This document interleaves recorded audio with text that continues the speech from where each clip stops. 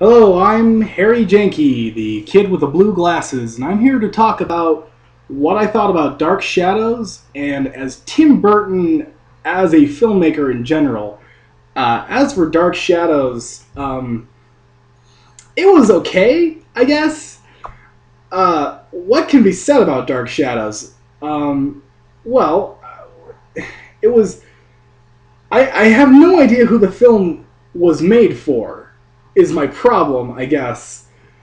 It's a movie that's all over the place. I mean, we've got. I guess the main plot was supposed to be Johnny Depp is this guy named Barnabas Collins, and his family owns like a fishing industry in like 1800s or something, and he falls in love with this girl because why not? I guess, and he falls in love with this girl, but this witch, Eva Green, really wants to bone him. So she asks him to bone him, and Johnny Depp, for some reason, says no to Eva Green, and because of that, Eva Green makes Johnny Depp's love interest jump off a cliff, and he tries to jump in after her, and then he curses him and makes him immortal by turning him into a vampire, which seems sort of like a roundabout way of turning someone immortal. I guess that was one thing I also didn't understand about the film is how is he immortal? He's just a vampire. Yeah, I get vampires are technically immortal, but he could still kill himself. All he has to do is walk out into the sunlight or ask someone to put a stake through his heart. Anyways, so now he wakes up in the 1970s, and he finds his descendants and tries to help them with their fishing business. That's the plot, I think. The movie is bogged down with like 50 billion subplots. There's a love story between this girl who looks like the girl from 200 years ago, and the only reason Johnny Depp loves her is because she looks like the girl from 200 years ago. Literally, there is no other reason for him to like her or even fall in love with her. Just because she looks like his ex-girlfriend, he's like, yeah, that'll do. And then there's a subplot about this little boy who can see ghosts, and people think he's crazy, and there's also a subplot about his dad being a deadbeat, and there's a subplot about how HBC, Helena Bonham Carter, wanting to be a vampire, so she tries putting she tries putting Johnny Depp's blood into her body, and I guess wouldn't it just be easier to have him bite you? I don't know. It just seems like such a bizarre fucking thing to put in the movie. And I guess I really just don't get the film. I mean, I thought when I went into the film, I thought like, oh, it's gonna be this stupid Tim Burton movie, and I know it's gonna be crap, but I could guess who it was gonna be for. I guess it was gonna pander to the Hot Topic crowd. Like when I went into Alice in Wonderland or The Corpse Bride, I was like, this is gonna be like all gothic, all all fangirl bullshit. But it's like the film is like trying to be a comedy and this epic revenge story and a love story and a fish out of water comedy all at the same time. So it's lost on me. I had no idea what to think while watching the film. But I guess it was okay. I was hoping that the movie would be so bad it was funny. And to be fair, there are a few so bad it's funny moments. For example, there's this one part where we see the girl that Johnny Depp loves in the 1970s. We learn her backstory. She was a kid, and she could also see ghosts, but specifically she was haunted by Johnny Depp's love interest from 200 years ago. And there's this scene where she's talking to her ghost friend on the bed, and her parents are watching her, concerned, because she's not talking to anyone. And while most parents would think, oh, she's got an imaginary friend, how cute, literally the next scene is her being shipped off to a mental hospital. And it was so abrupt and so fucking bizarre that it made me laugh. So, and there's another scene where there's an angry mob outside of the mansion. But there's an angry mob outside of the mansion, and the witch and the vampire are fighting, and the vampire is revealed to be a vampire, and we hear how he's murdered all these people in the town, and then we see that the witch's like face is peeling away, and then they like start this epic battle, and they bring it into the mansion, and the typical movie sheriff who's there on the scene just turns around to the angry mob and he's like, okay, folks, let's go home. Our work here is done. And it was just sort of like, okay, folks, move it along. Nothing to see here. And it was just so, like, stupid.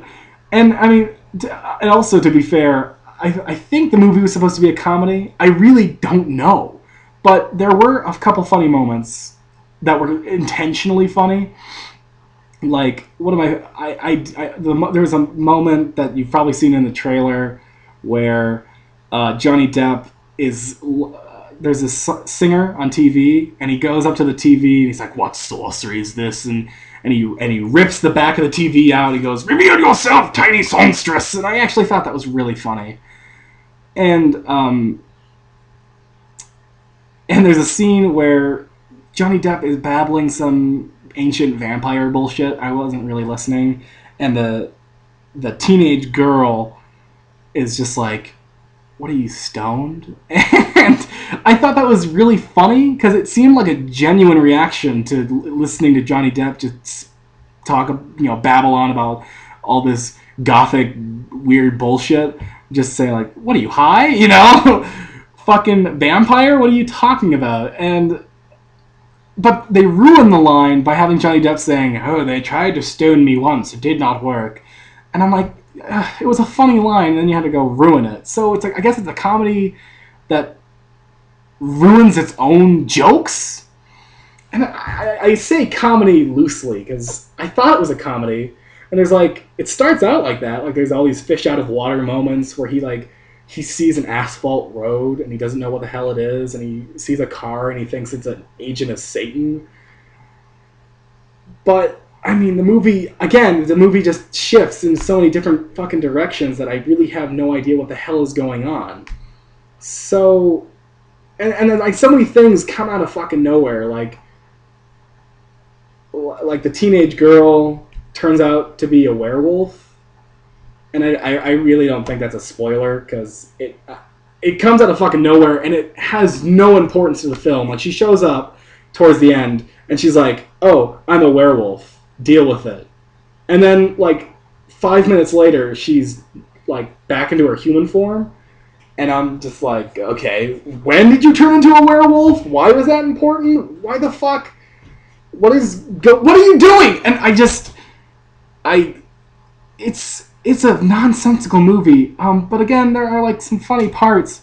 There are some cool things about the movie. There's a lot of old horror movie. There's like a lot of references to old horror movies, like Christopher Lee's in the movie, who we all know he was Dracula, so that's kind of cool. But Christopher Lee's in every Tim Burton movie now. The necklace that Johnny Depp wears is supposed to look like Bela Lugosi's Dracula pendant. Johnny Depp does the hypnotizing Bela Lugosi thing, tribute to Ed Wood. He has a cane that has a wolf head on it, which is a tribute to Lon Chaney's Wolfman. And also, what else?